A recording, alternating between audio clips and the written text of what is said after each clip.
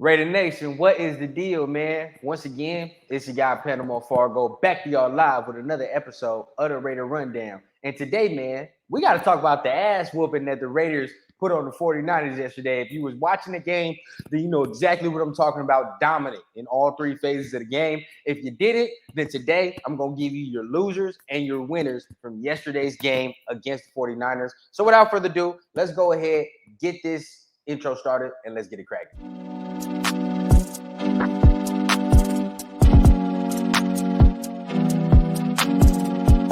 As a young guy, I had a dream that someday I would build the finest organization in professional sports.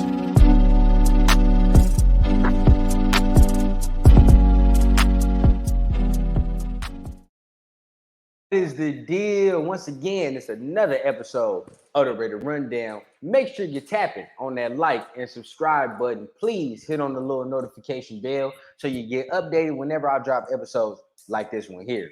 Like I said, man, today I'm going to give you the rundown of the game, right? And if you didn't watch it, I'm going to give you the winners, losers, and the overall general aspect of what I thought of the game yesterday. So without further ado, let's go ahead and get it started. So I got it in my notes here. Let's start with our winners, okay? Because there was a lot of winners, but there are specific players that I was watching, right, that I saw that really flashed for me in the game. So let's start with number one, Isaac Rochelle. Right, yesterday, the Raiders D-line as a whole was able to get immense pressure on Trey Lance, Sam Darnold, whatever quarterback was in there for the 49ers. But Isaac Rochelle for sure popped on my screen yesterday, man. For me, you know, he was all over the field, consistently in the backfield, right? And on pass downs, he was consistently causing havoc, consistently causing pressure.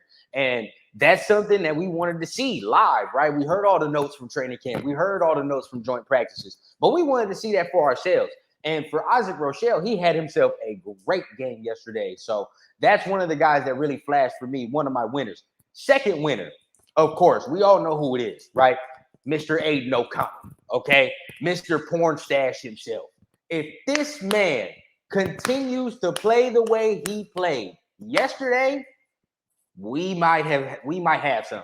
We might have some. Now let's not get too high, right? And like yesterday, right? I was with my boy Protect the Shield, and you're gonna want to pull up again this week when we do another live watch party for the Rams, right? But at the end of the day, we don't want to get too high. It's one preseason game, but I think it was pretty evident that our rookie was the best rookie quarterback to debut in the NFL.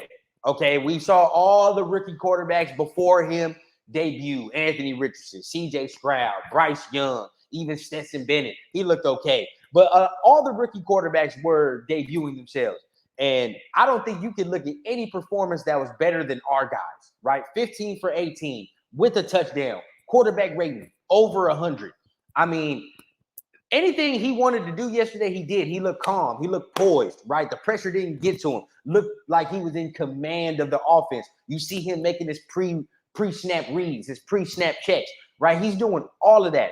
And you can tell that the coaching, the tutelage from Brian Hoyer, Josh McDaniels, Jimmy Garoppolo is starting to pay its dividends. Now, just imagine if he continues this pace and he's consistent.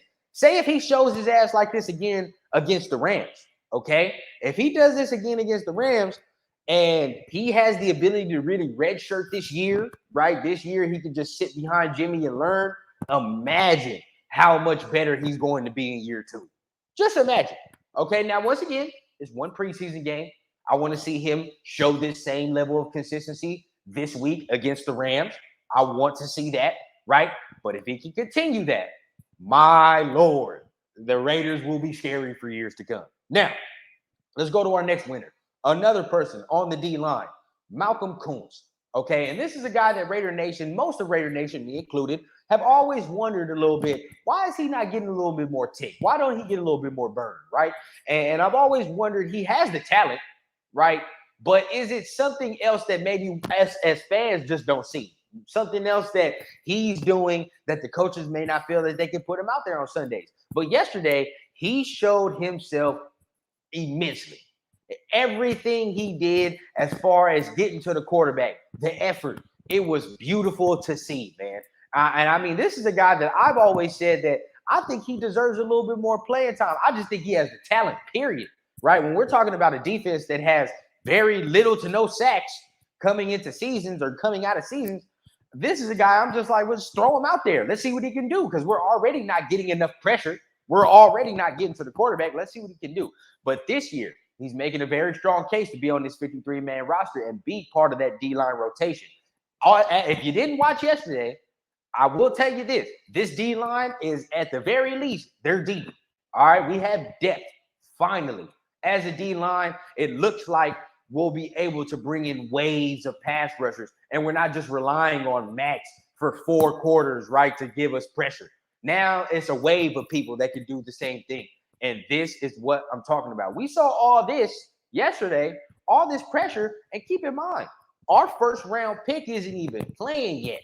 He's not playing yet. Imagine when he gets on the field and keep this. He will start slow. He will. He will start slow. He's got to get back into. He's got to get back into shape. Just like Byron Young yesterday, we saw a little bit of him. He looked like he's still getting into game shape. Although I will say, for Byron Young, very promising signs yesterday. Was able to get some good pressure yesterday. But our first round pick ain't even out there. So to see this amount of depth, to see this amount of people being able to create pressure is a very encouraging sign. Now, let's go ahead on to our next winner. I believe it is Adam Butler, another person on the D-line. There's a certain trend, if you're not seeing it, this D-line, this defense as a whole, active, but the D-line especially. Now, all the notes that we saw from training camp showed themselves. All the notes we saw about this D-line, about this defense just being more hungry, more competitive, showed itself. And that is something that I'm just extremely happy to talk about today. We know it's one preseason game.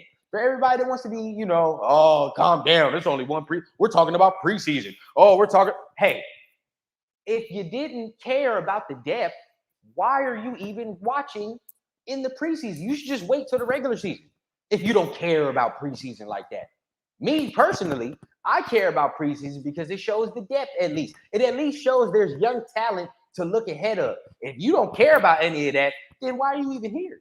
You know what I mean? Why are you even watching the video? Why do you even care to see what people talk about in the preseason? You should just wait till the regular season if none of it matters, if you don't care, But at the end of the day, we need to be able to, us people that do care about it, we want to see the depth. We want to see our young players. We want to see, if it's not our starters out there, who the hell else is out there, right? So Adam Butler, Jonathan Jenkins, I could pretty much name the majority of the D-line who played great yesterday. Now, let me go ahead to my last winner of the day, right? And this is a guy that I hope really makes the roster. Oh, hold on. I might be tripping. Are my last 2 winners of the day. 1, Sam Webb. I believe Sam Webb did himself a number of favors yesterday by catching that interception because you'll see from my losers list, right? There's one of my losers, and you pretty much know who it is, right, that didn't capitalize on their opportunity. But at the end of the day, Sam Webb capitalized on his interception opportunity, damn near took it to the crib, right? And we're starting to see him assert himself. And now I hope that he can continue that because I do want him to make the roster. I would think that he can make the 53 from last year. He's got the size, he's got the physicality, right? So now what we're looking at is, will he be able to make this 53 and be a part of the rotation coming forward? My last winner of the day has to be the Raider legend, the man, the myth, right? Sincere McCormick. Gotta be my winner today. And you'll see why I put him as a winner when I do my losers in just a minute. But at the end of the day, this guy is a winner to me because when he got out there, you saw the run game flip immediately. His explosiveness, right? The way his suddenness, the way he was able to get in and out of breaks, in and out of cuts. I think this guy changed the pace of the Raiders running game as soon as he got in. If you didn't notice, right, as soon as he got in, we saw a little bit more explosiveness. We saw a little bit more ability to make a play, right? And when you see my losers list, you'll understand why I put my loser the way I did. But I think he did himself a number of favors yesterday, right? And he only strengthened his legendary status within Raider Nation. So that's all my winners, right? Let me know down below. How do you feel about my winners, right? How do you feel about the whole list? Now let's get into the losers. Now, my losers today, it consists a very minimal list of losers, but it does consist of some. Let's start with one, Zamir White. Why do I feel like Zamir White was a loser? If you look at the stats sheet, you'll say, okay, he had a decent game, had a couple carries, had a touchdown, cool. But if you really watch the game, he didn't show anything that made you feel comfortable that Josh Jacobs is not here. You know what I mean? Like yesterday, we're watching the game, and it just makes you when you're watching Zamir run, you're only thinking of the yardage he's losing out. Right? There are a number of runs yesterday that we're like, if that's Josh Jacobs, that's an extra 5 yards. If that's Josh Jacobs, that's an extra whatever, so and so. Right? With Zamir, he leaves you wanting more when he runs the ball. And I don't know. I mean, I know some people are gonna say it seems like he doesn't run hard. It seems like he lets up.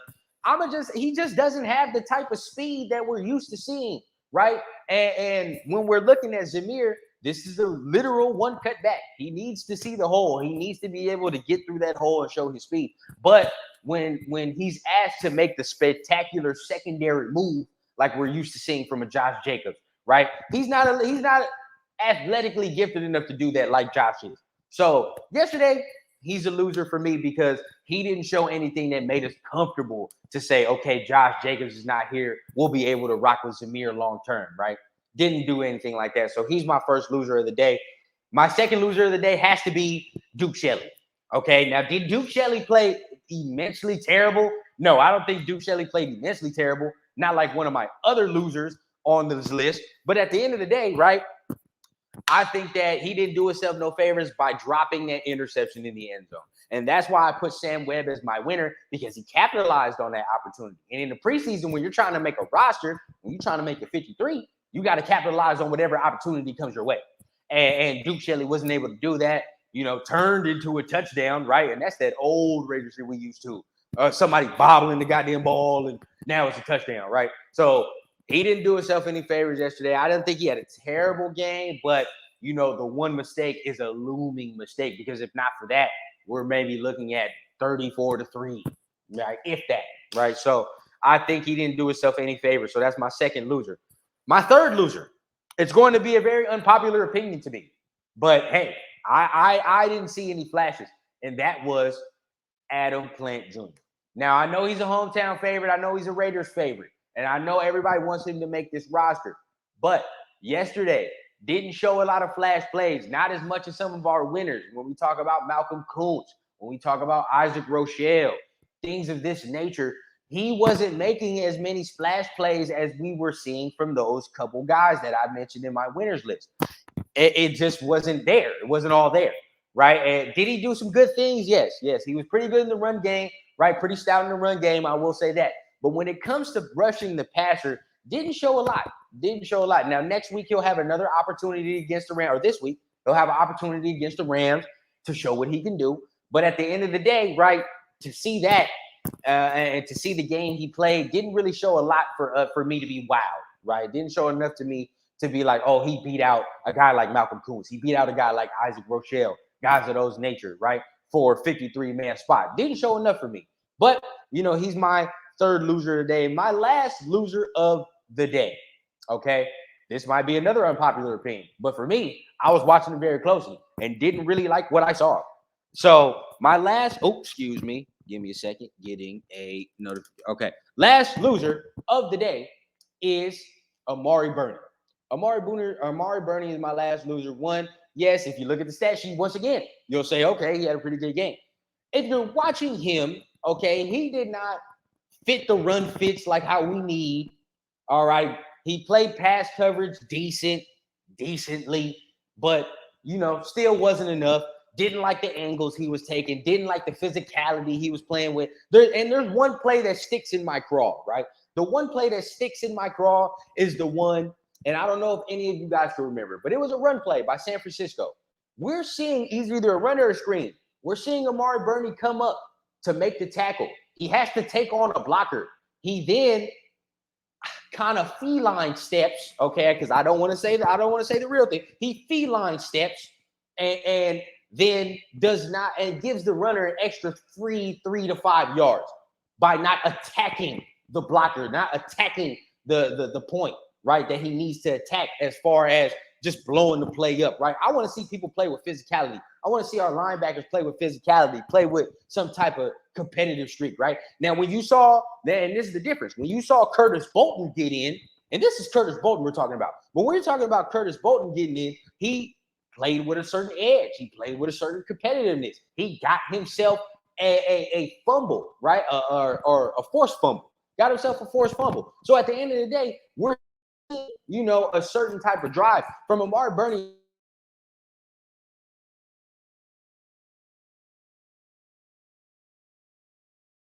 I just didn't see it, right? Shotguns that just stick out to me. That's just like, it just didn't leave a good taste in my mouth. Pause. But there we go. So that those are all my losers for today. Like I said, very minimal. But at the end of the day, there was more good than there was bad. Now let's get into the overall rundown of the game, the overall recap. Now for the overall recap of the game, the Raiders just dominated in all three phases of the game, right? When it comes from special teams, offense, defense, the Raiders did whatever they wanted to do, especially on defense. The 49ers had no answer for whatever the Raiders were throwing at them. Yes, they kind of made a couple drives down the field. Nothing too serious, though, right? It's nothing that made you go, wow. The only drive, right, that you could say they really made, and that was a very good drive, was the touchdown drive. But then again, they got their 7 points off of BS. They got their 7 points off of, pure luck. So this is something that I'm saying could have easily been 3 points that they could have got. But at the end of the day, I'm saying that the Raiders played great in all three phases: special teams, offense, defense. I think that if they continue this pace, we're going to have a very good season on our hands. Now, next, right? The bad that I saw from the Raiders was that I didn't like our outside run game. Okay, we ran with some inconsistency in our outside run game. When it came to our sweeps, our tosses, right, stuff like that, I didn't like any of it because maybe it's the blocking on the outsides, maybe it's the running by the running backs that's ruining it for it. But at the end of the day, I feel like personally that's been a problem going from last year. The Raiders' outside run game on offense, it does not look good. All right. Whether that be the tackles not doing what they're supposed to do, maybe it's the guards not pulling, but I mean not reaching how they're supposed to, right? It just doesn't look on rhythm as supposed to. Okay. So I didn't really like our consistency in that mode, right? And that was really the only thing that really stood out to me on offense that I just didn't really like. Okay. Now, were there some drop passes? Yes, but those are correctable things. Those are things that can be corrected. Now, I just want to see if we can get some type of consistency in our run game. Right now, our inside runs was okay, but I would like more consistency from that as well. But maybe we see a different type of run game once Josh Jacobs come back. Like I said, Zamir, he's not going to give you the dynamic playmaking that we're used to seeing. But let's hope that when Josh comes back, the run game does do what it's supposed to do, right? Last but not least, man, for the defensive side of the ball, continue to do what they do, right? They just got to continue on the pace that they're on. Because if they do that, we're going to look very scary. Like I said, I think this defense can make the leap to the early 20s. They can get into the early 20s, around 22, 23, when we could consistently been at 30 to 26, right? If we can go from the 26th ranked defense to the 22nd, 21st, major difference, right? With a couple turnovers sprinkled in there.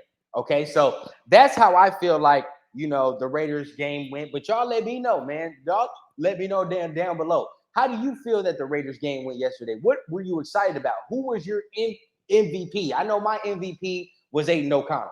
Okay, who was your guys' MVP of the entire game, man? You let me know. What did you like specifically, man? Let's holler about it down in the comments. Remember, keep liking, keep subscribing to the channel, keep sharing out the content, man, because I'm trying to get these watch hours up. I'm trying to get monetized as soon as possible. Everything y'all can do for that, I really, really appreciate you. Make sure you tune in on Thursday because I'm going live every Thursday, right? 10 o'clock Eastern, 7 o'clock Pacific time. And tune in this Saturday, man. Me and Protect the Shield will be doing another live watch party if everything goes right. So make sure y'all tune in for that. And remember, I'm dropping videos every day, so be on the lookout for that. But you know I always keep it authentic from the clouds to the ground on the Raider Rundown.